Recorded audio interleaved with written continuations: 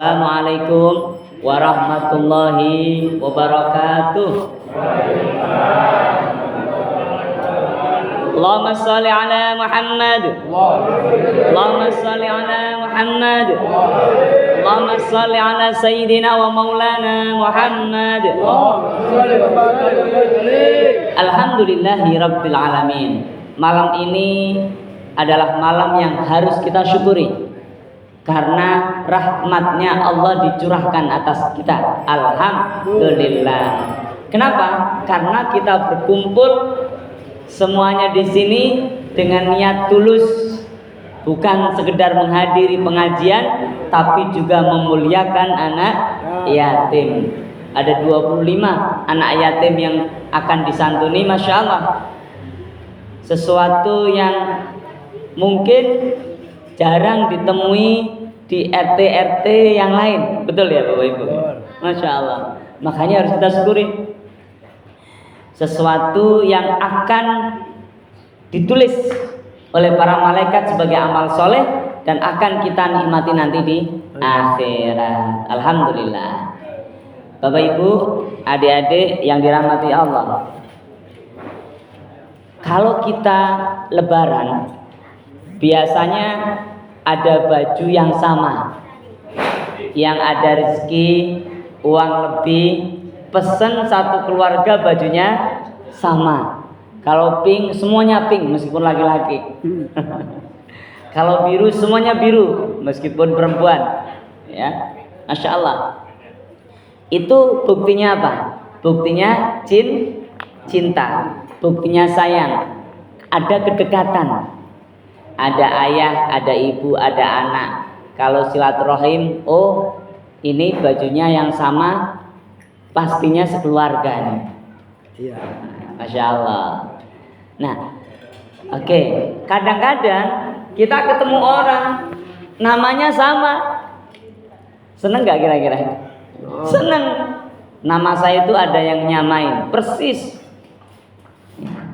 Seringkali kalau disebut salah.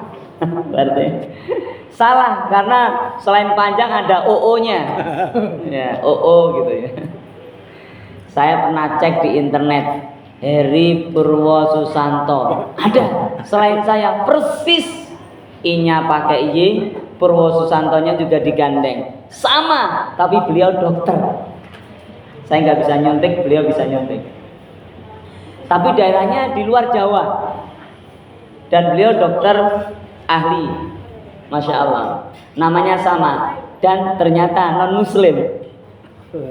Saya muslim, alhamdulillah. Tapi andai saja bertemu, seneng gak kira-kira? Kata-kata yang muncul dari saya, Pak Dokter, kita sama persis namanya. Ada juga yang namanya Asep. Ada gak di sini namanya Asep? Nah, sampai ngadakan perkumpulan Asep-Asep Indonesia. Oh. Kenapa? Karena kalau sama itu kayak ada reuni gitu, ada senyuman, ada kebahagiaan. Karena nggak direncanakan, yang menentukan siapa? Allah Subhanahu wa Ta'ala. Hidup kita kadang-kadang juga dibuat sama, meskipun nggak sama persis. Apa maksudnya? Agar kita mengambil pelajaran. Mengambil pelajaran. Coba ada manusia mulia ketika dikandung ibundanya sudah wafat ayahandanya. Siapa beliau? Nabi Muhammad sallallahu alaihi wasallam. Allahumma shalli ala Muhammad. Kemudian diasuh oleh kakeknya. Dapat 2 tahun wafat kakeknya. Diasuh oleh pamannya. Ada juga yang seperti itu perjalanannya. Makanya disebut anak yatim. Sehingga anak-anak kalau yatim, apa pelajarannya tadi? Sebenarnya hidupnya didekatkan langsung oleh Allah kepada Nabi Muhammad sallallahu alaihi wasallam. Kalau hidup kita didekatkan dengan Nabi, orang mulia, dijamin surga, senang tidak? Senang nggak adik-adik? Senang. Maka nggak boleh sedih. Anak yatim itu kita bisa katakan anak plus. Plus itu apa? Plus itu punya kelebihan. Yang ngasih kelebihan bukan manusia, yang ngasih kelebihan adalah Allah. Lebih apa? Lebih dekat dengan kehidupan Nabi Muhammad sallallahu alaihi wasallam. Jadi kalau sudah sama-sama plus dengan Nabi, tinggal ngikuti cara Nabi. Apa itu yang dilakukan Nabi? Meskipun ayahandanya wafat, tapi tetap tegar, tabah. Bahkan usia 6 tahun, bukan hanya ayahandanya yang tidak punya, tapi istrinya ayahnya. Oh, berarti siapa tuh? Ibundanya. Ibunda Aminah wafat, pun 6 tahun sudah yatim piatu. Apakah Rasulullah sedih? Tidak. Rasulullah ikut kakeknya. Setelah kakeknya wafat, Rasulullah ikut pamannya, belajar menggembala, belajar berdagang. Tidak ada mereka, tidak ada beliau itu bermewah-mewah, pengen seneng kayak orang-orang, pengen bebas gak belajar. Rasulullah belajar terus, belajar berdagang, belajar mengembala, belajar memimpin, sampai Rasulullah disebut Al-Amin. Coba, Masya Allah, Alhamdulillah. Inilah namanya anak plus, anak yang dicetak sama takdirnya, takdir kehidupan dengan Nabi Muhammad sallallahu alaihi wasallam. Ibu-ibu yang ditinggal suaminya, berarti Allah amanai anak plus. Jangan pernah bersedih, justru harus semakin dekat dengan kehidupan Nabi. Ya, Masya Allah. Meskipun ujiannya berat. Kenapa? Karena merawat anak yatim tidak mudah. Banyak orang hanya suka nyumbang setahun sekali di bulan Muharram, tapi tidak banyak orang yang bertahan merawat anak yatim. Anak yatim kebutuhannya bukan hanya setahun sekali, setiap hari sama dengan anak-anak kita. Maka tidak mudah.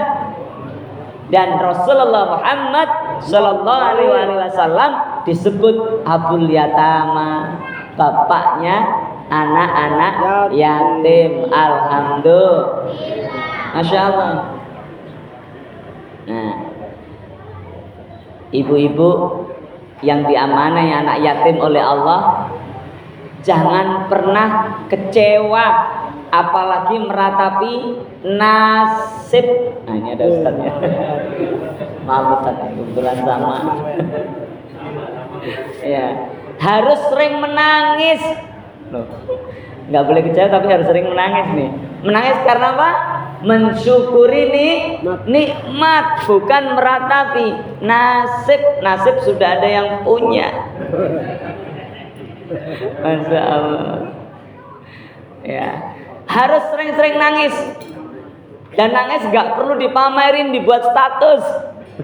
Gue nangis nih, biar air matanya jadi bukti untuk masuk surga. Enggak. Nangis itu ranah private, ranah kedekatan kita dengan Allah. Ibu-ibu bangun tidur, lihat anaknya yang yatim, ya Allah, jadikan hidupnya mulia semulia Rasulullah. Amin.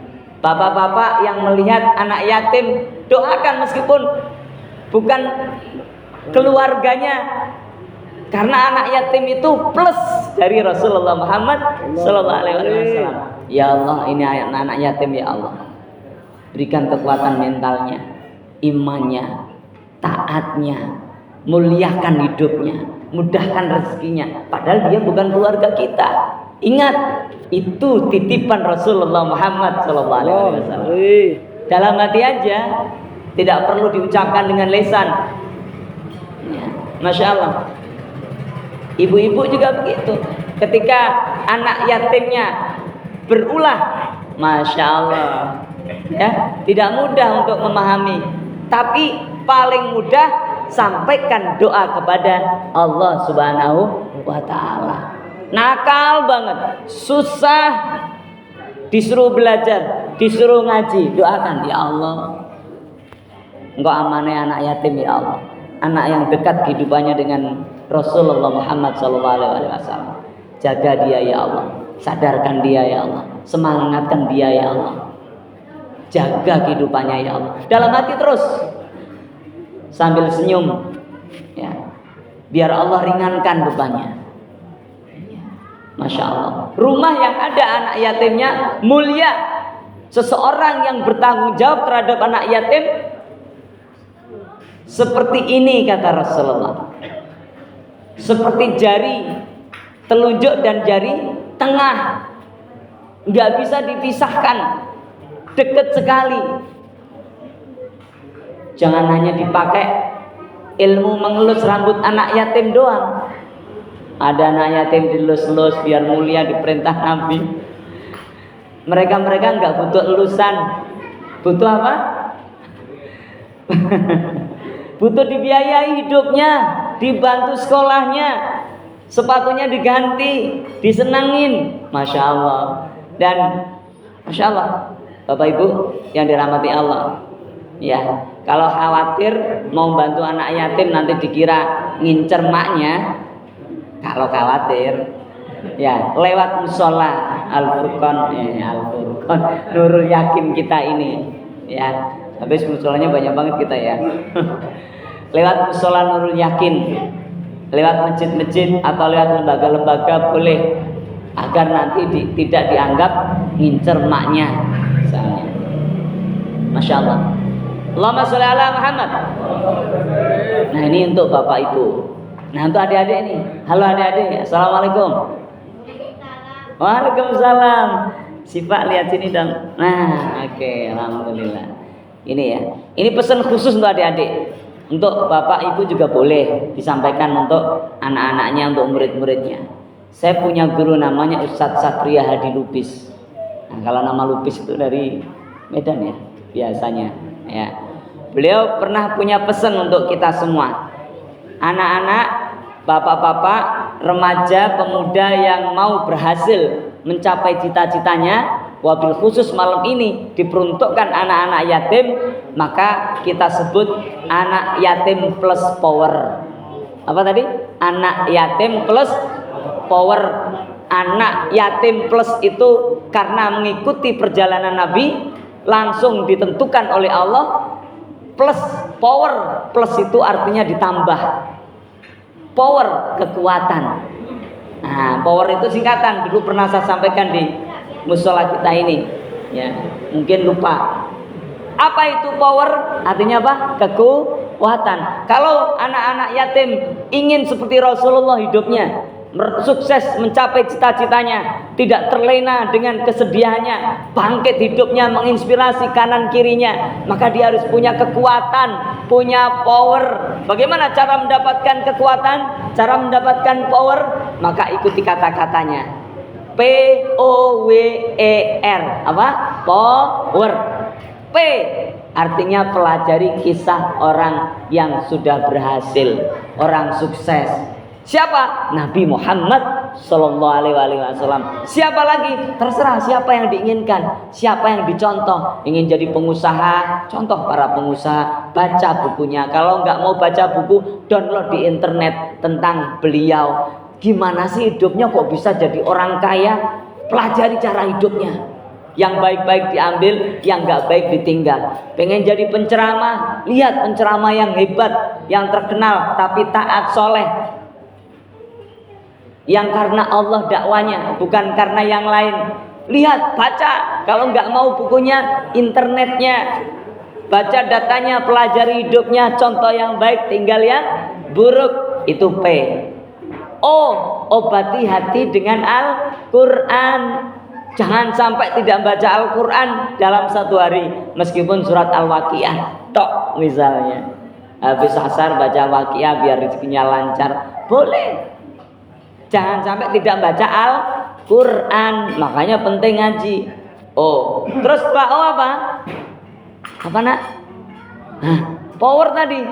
P-O terus? Hah? W. Power. P-O-W-E-R. P sudah pelajari kisah orang sukses. O obati hati dengan Al-Quran. W waspadai banyak kemaksiatan.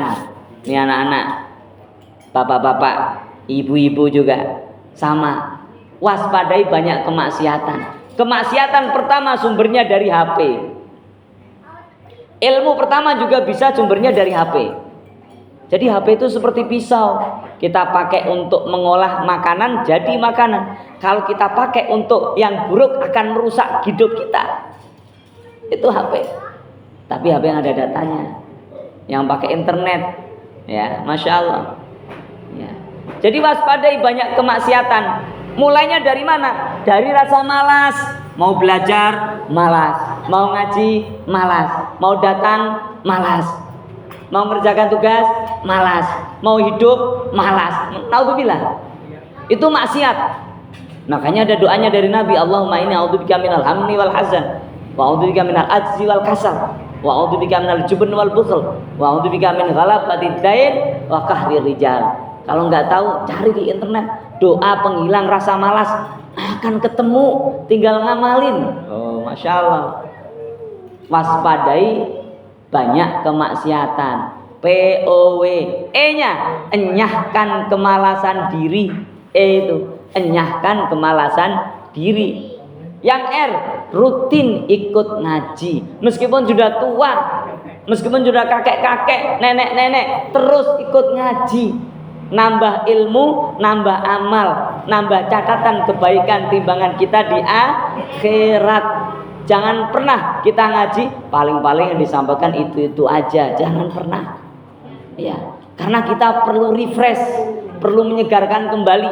Datangnya kita bukan sekedar cari ilmu, tapi cari berkah. Bukan sekedar cari berkah, tapi cari rahmat. Bukan sekedar cari rahmat, kita membuat bukti sebanyak-banyaknya agar kalau nanti malaikat maut menjemput kita, husnul, Allahumma amin, husnul khatimah. Jadi power.